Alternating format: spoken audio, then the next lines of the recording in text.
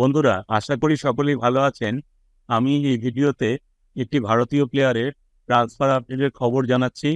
প্লেয়ারটির transfer আপডেটের সাথে সাথে এই ভিডিওতে তার পারফরমেন্সও একটু ডেটা সহ দেখে নেব।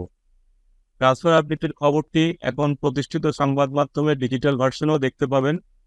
খবরটি হলো অত্যন্ত ক্রিয়েটিভ ভারতীয় ফুটবলার ব্র্যান্ডন ফার্নান্ডেজ। তিনি 2023-24 মরশুমে এফসি গোয়া দলের অধিনায়কও ছিলেন। তিনি এফসি গোয়াকে বিদায় জানালেন এবং 4 বছরের কন্ট্রাক্ট করলেন মুম্বাই সিটি এফসির সাথে। ব্র্যান্ডন ফার্নান্ডেজের পুরনো ক্লাব মুম্বাই সিটি এফসি। তিনি 2015 থেকে 2017 সাল অবধি মুম্বাই সিটি এফসিতে ছিলেন, আর এফসি গোয়াতে তিনি ছিলেন 2017 সাল থেকে। 29 বছর বয়সী ব্র্যান্ডন ফার্নান্ডেজ অ্যাটাকিং মিডফিল্ডার পজিশনে খেলেন।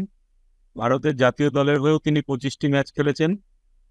আইএসএল এর পারফরমেন্স যদি দেখি, তিনি মোট 111টি ম্যাচে 11টি গোল করেছেন এবং 25টি অ্যাসিস্ট করেছেন এবং চান্স ক্রিয়েট করেছেন 243টি। তার পাসিং অ্যাকুরেসি বেশ ভালো, 80%। এবার দেখে নিই 2023-24 মরশুমে আইএসএল এ তার পারফরমেন্স কিরকম। তিনি 2023-24 মরশুমে 20টি ম্যাচে 3টি গোল করেছেন এবং 4টি অ্যাসিস্ট করেছেন, আর চান্স ক্রিয়েটেড 60টি। তার পাসিং অ্যাকুরেসি এই মরশুমে 78%। পারফরমেন্স এবং কোয়ালিটি অনুযায়ী মুম্বাই সিটি এফসির হয়ে এটি একটি দারুণ রিক্রুটমেন্ট।